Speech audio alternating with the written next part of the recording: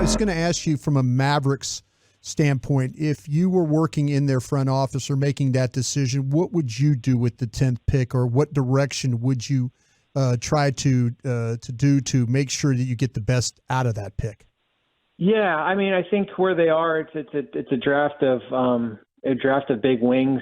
I think it's interesting if the goal is to, certainly if you have Luka and then the goal is to bring back Kyrie, and you're not going to have the flexibility in free agency to really go out and get guys. I mean, you want those players those young players that you can come in and play right now and that are on these inexpensive contracts. I mean, I think that's the goal, instead of going out and trying to move that pick for a player that has 1 or 2 years left on their contract. I don't think the 10th pick in the draft brings back an all-star level starter. I just don't believe that right now. But I do think you can get a guy, whether it be Taylor Hendricks from UCF or Grady Dick from Kansas. As I said, it's a Cam Whitmore from Villanova. There's a depth of quality wings out here. So I'm probably more in the mindset of keeping it, just based on knowing what is still owed. You still owe the Knicks that first, and next year you still owe Brooklyn a first in 2029, and eventually you have to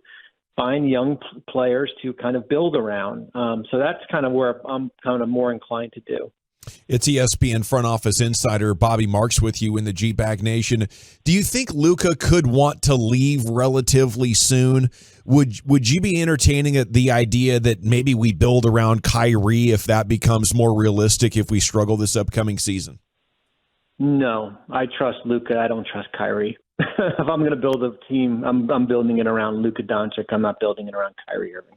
That's just my belief. I know that that's going to be out there, as far as, we live in a world where players consistently ask out. Kyrie did it in Brooklyn. He did it in Boston. He did it in Cleveland here. So I trust Luka just based on the body of work as far as trying to build around. I think once the player signs the extension, I don't think there's ever a security blanket where, hey, we've got him for 4 or 5 years. I just think the clock started last offseason, or the offseason before, when that extension kicks in, as far as to put the best roster around him. And but no, hey, if it gets to that point and he does ask out, I'm still not in the belief that you're building this roster around Kyrie Irving. What did you make of the Kyrie recruiting LeBron report from the other day? I thought it was BS. That's what I thought. Hey, I get it. I mean, I get the world we live in here. I just thought, it was out there, and then, nothing else was with it. LeBron's under contract for 2 years, and his son just committed to SC, and I just thought, it's basically going fishing, and some people bid on it. That's my belief here, and I get it. Hey, Kyrie, all power to him as far as trying to get. If LeBron was a free agent, I would say, this is a story here, right? How much is Kyrie willing to give back? And would LeBron come on the vet minimum, and all these different scenarios here? I just think where, he's under contract, there is a comfort level with him being in Los Angeles. We'll see. The likelihood is that he's still going to play. If this is next offseason and he declines his option, I think it's a story. I don't think it's a story right now. I just don't believe that. Okay, so that one's obviously BS, but Jeff Van Gundy is going to come to Dallas to be the assistant head coach, though, right? That's it. Yeah, hey, it's a I saw that too. Yeah, I mean, Jeff's got it pretty good at ESPN. Working in the media is a different world here, and I can certainly relate to that here. I think it's. Hey, if Jeff ever wanted to get back in, whether I don't know about assistant coach here, but coaching in there, he'll have probably 30 different opportunities if you wanted to do that. I think a lot of it has to do with basically him living in Texas too. I think that plays a big part here. So yeah, I don't know about that either. There's been so much turnover when it comes to coaches right now. You've had NBA champions get fired, and with Jason Kidd here in the Mavs, and you're looking at maybe adding a Van Gundy, how do you think his future's looking like right now in Dallas? Yeah, I mean, unless you're in Miami with Eric and San Antonio, I guess with Pop, it's almost like we're coaching year to year, really. I mean, I think this year was certainly eye-opening as far as what happened in Milwaukee. Certainly Monty Williams in Phoenix, Nick Nurse in Toronto, Mike Budenholzer in Milwaukee. I mean, 2 years removed from winning a championship. I mean, the three teams that have had the best record over the last 3 years were three teams looking for new head coaches here, and there is an expectation as far as to certainly get into the playoffs, especially when you have marquee players. It's up to the front office to help with that as far as build the right roster here. But we do live in a world where the guys are kind of coaching year to year, and a lot of it's driven based off, the expectation of going far in these playoffs. It's Bobby Marks, ESPN front office insider. At this point, can we write off the idea that the Lakers will be leveraged into going after Kyrie? Are they sort of off the table as we consider Mavs competition for bringing him back? I think so. I mean, I really think the only way that Kyrie Irving would ever be in a Laker uniform, it would be in a sign and trade. And I don't know what the appetite. I don't think there's an appetite for Dallas in that perspective here, considering that you basically would have to take D'Angelo Russell back, and maybe you get the 17th pick in 2029 here. So I don't see it from a cap space perspective, just because the intention has been always about Austin Reeves and Rui Hachimura, and if that's the goal, then you don't have the money to go out and get Kyrie unless he wants to go at a significant discount. And then the other avenue, of course, is doing a sign and trade. And considering that you lost Jalen last year and you would lose Kyrie and replace him basically with D'Angelo Russell, and maybe, as I said, the 17th pick and a future pick, I don't see how that helps you right now here. So I think, I don't know how much leverage Kyrie has in that perspective. There's Houston's out there and there's other teams, but a lot of these teams are rebuilding teams. I mean, Oklahoma City's out there. They don't need it's a process of elimination. Detroit's got Cade. We see in Indiana with Halliburton, they've got cap space. So you go through the 6 teams that have cap space, and a lot of them already have a point guard here. So I think the Mavericks are in a good spot. I just think it's going to be depending on what the cost is going to be. Is it 3 years? Is it 4 years? Is it the full max here? I think that's probably the big question for me.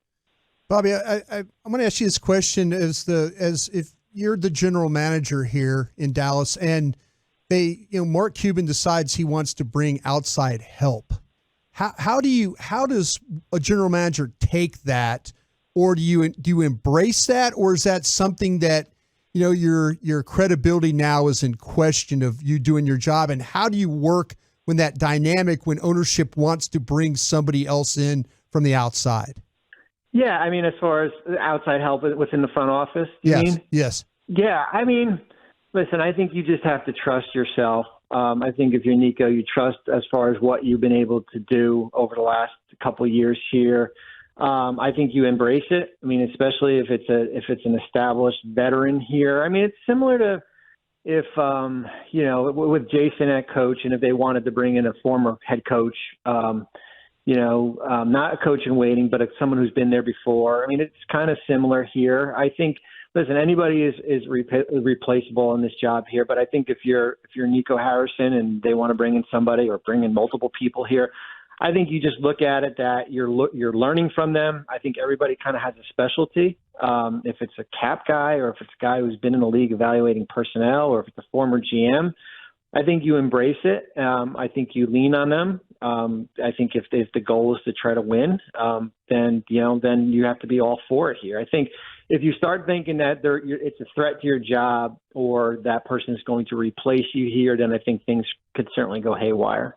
So, all right, let's have some funsies then. Let's say you are the general manager of the Mavs now, Bobby Marks. How would you be looking to build this team around Luka? Because you said you'd go Luka over Kyrie. After what the Mavs gave up to obtain Kyrie Irving, is the best way to try and still bring him in? And then if you do so, what are other avenues you're looking at? Or would you just try and move on from the Kyrie stuff and say this didn't work with Luka?